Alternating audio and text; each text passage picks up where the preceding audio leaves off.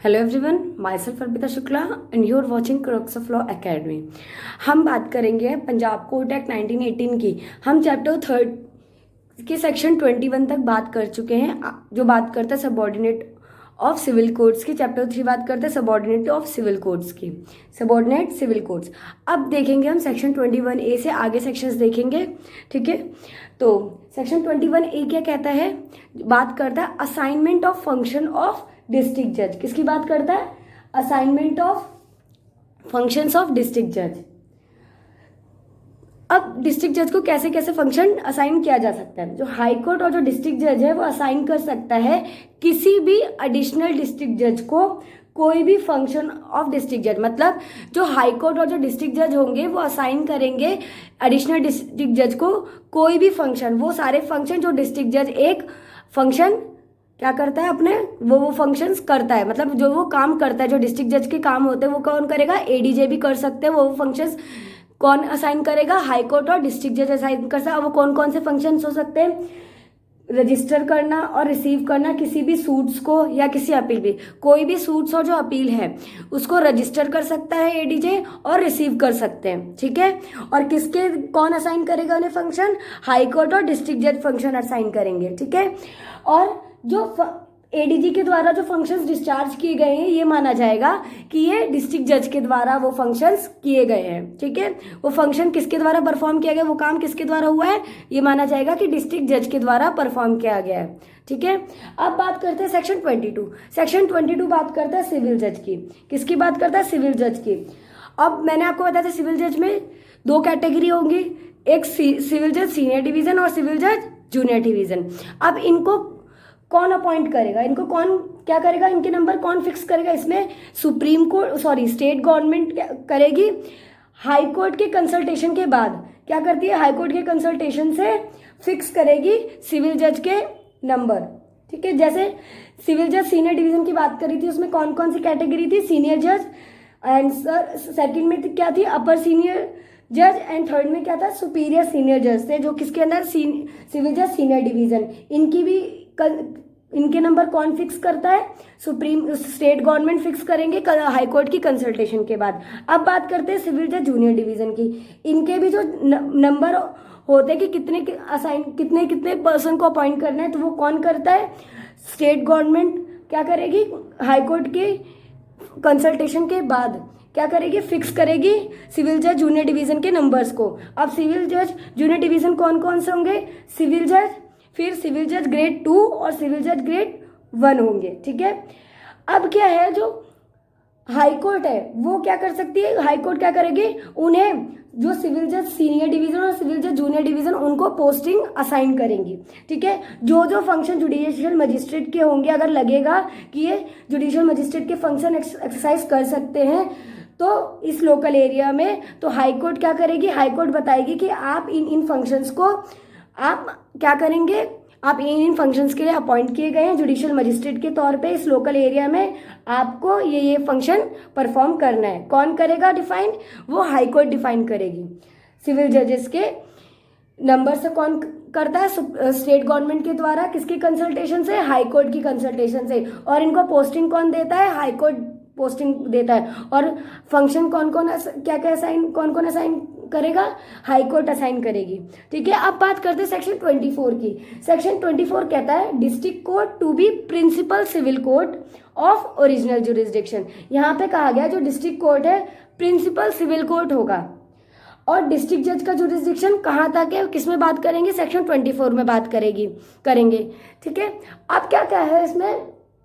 जो डिस्ट्रिक्ट जज होगा ये माना जाएगा कि जो प्रिंसिपल सिविल कोर्ट और डिस्ट्रिक्ट कोर्ट के जो फंक्शंस होंगे वो इसमें क्या है, और इसमें डिस्ट्रिक्ट कोर्ट और प्रिंसिपल सिविल कोर्ट की बात करी, या प्रिंसिपल सिविल कोर्ट। यहाँ पे ये नहीं कहा कि डिस्ट्रिक्ट कोर्ट और एंड प्रिंसिपल सिविल कोर्ट।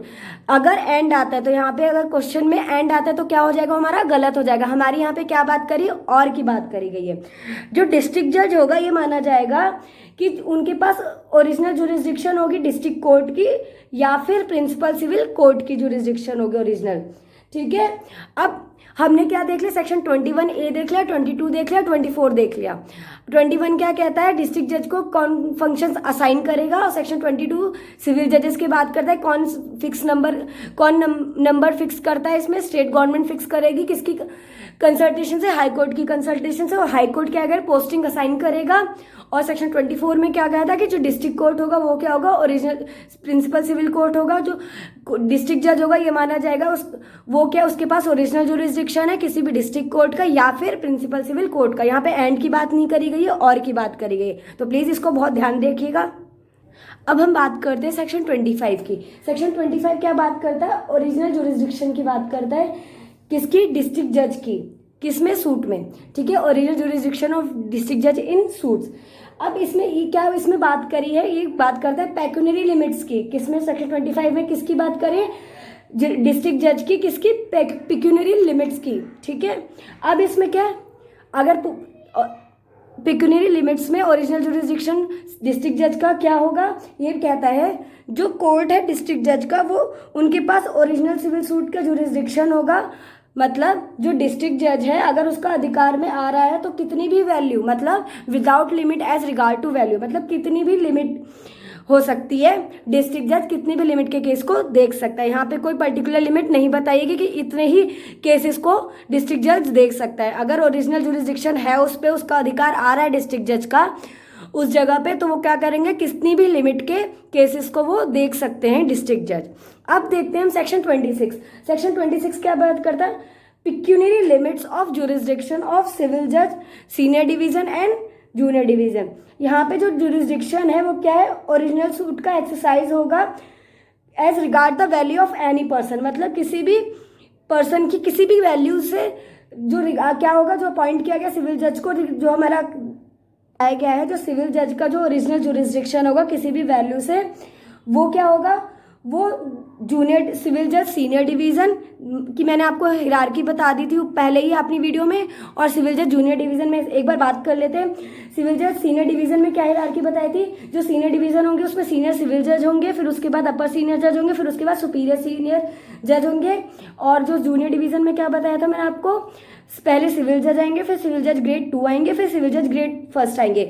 इनकी जो ओरिजिनल जुरिस्डिक्शन कौन डिटरमाइन करेगा, वो करेगा हाई कोर्ट डिटरमाइन करेगा। यहाँ पे जो हाई कोर्ट है वो पिक्यूनरी जुरिस्डिक्शन डिसाइड करेगा कि इन सबऑर्डिनेट कोर्ट्स की जो सबऑर्डिनेट्स कोर्ट्स है, जो सिविल जज जूनियर डिवीज़न और जो सिविल जज सीनियर डिवीज़न है, उनका वो जो कोर्ट्स हैं उनकी पेक्यूनरी जुरिस्डिक्शन कौन डिसाइड करेगा, डिटरमाइन करेगा, हाई कोर्ट डिटरमाइन करेगा, ठीक है। कि जो सिविल जज हैं उनकी ये इन वैल्यू के अंदर ये केस को क्या देख सकते हैं, ठीक है। अब देखते हैं सेक्शन 27। सेक्शन 27 कहता है local limits of jurisdiction of civil जज, किसी भी सिविल जज की लोकल लिमिट्स की बात करता है यहाँ पे। तो अब लोकल लिमिट्स ऑफ जुरिस्डिक्शन किसकी बात कर रहे हैं यहाँ पे, सिविल जज सीनियर डिवीजन और सिविल जज जूनियर डिवीजन की। तो हमें फिर वही सीनियर डिवीजन की हायरार्की देखनी होगी और फिर जूनियर डिवीजन की हायरार्की देखनी होगी। देखिए आपको ये तो याद करना, क्योंकि हर एक सेक्शन में बात करी गई है सिविल जज सीनियर डिवीजन और सिविल जज जूनियर डिवीजन की, तो आपको उस हिसाब से हायरार्की भी याद करनी पड़ेगी कि पहले कौन आते हैं सिविल जज सीनियर डिवीजन में 3 और फिर बाद में कौन आते हैं सिविल जज जूनियर डिवीजन में, ठीक है। अब देखते हैं ये कौन डिटरमाइन करता है लोकल सिविल जज की लोकल लिमिट्स, कौन डिटरमाइन करता है, हाई कोर्ट डिटरमाइन करता है कि सिविल जज की जुरिस्डिक्शन क्या होगी, टेरिटोरियल जुरिस्डिक्शन क्या होगी, कौन डिटरमाइन करेगा, हाई कोर्ट देखेगा कि भाई जो सिविल जज सीनियर डिवीजन और जो सिविल जज जूनियर डिवीजन है उनकी ये लोकल लिमिट हो गई, इतने यहाँ तक के केसेस को इन एरिया के केसेस को सिविल जज जूनियर डिवीजन और सिविल जज सीनियर डिवीजन देख सकते हैं। अब हम बात करते हैं सेक्शन 28 की। सेक्शन 28 बात करता है स्पेशल जजेस एंड बेंचेस की, ठीक है।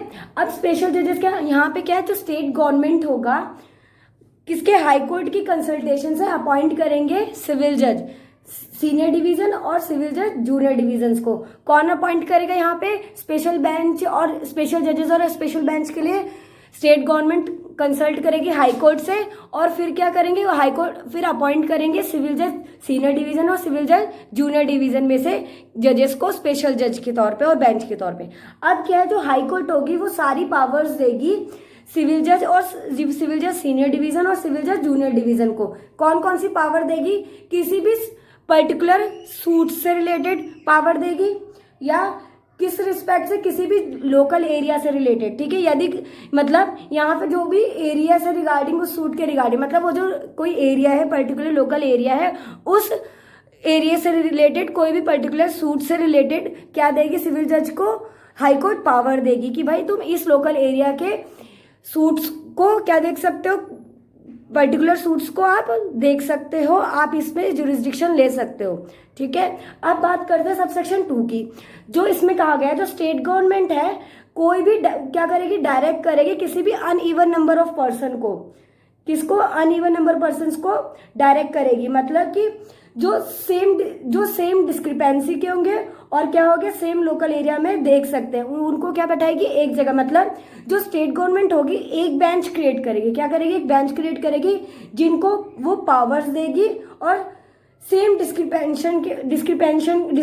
सेम डिस्क्रिप्शन के होंगे और क्या, जिससे वो केस सॉल्व कर सके। यहाँ पे क्या होगा, स्टेट गवर्नमेंट एक बेंच बना रही है, क्रिएट कर रही है और उनको क्या करेगी, पावर्स असाइन करेगी और जिससे कि वो क्या कर सकते हैं, केस सॉल्व कर सकते हैं। और वो जो बेंच बैठेगी उसमें कितने नंबर होंगे, उसमें अनइवन नंबर ऑफ जजेस बैठेंगे। मतलब जैसे अब 5 जजेस है, वो अनइवन है, 3 ने अलग डिसाइड किया और 2 ने अलग डिसाइड केस किया, तो इसमें जो मेजॉरिटी होगी उनके मेजॉरिटी डिसीजन लिया जाएगा। जो मतलब जो मेजॉरिटी में डिसीजन आएगा वो लिया जाएगा। अब जैसे देखिए 4 जजेस हैं, 2 जज अलग डिसीजन दे रहे हैं, 2 जज अलग डिसीजन हो रहे हैं, तो अब क्या होगा भाई, इसमें कॉन्फ्लिक्ट आ जाएगा कि कौन से जजमेंट को हम देखें। तो इसलिए क्या करेगी, जो स्टेट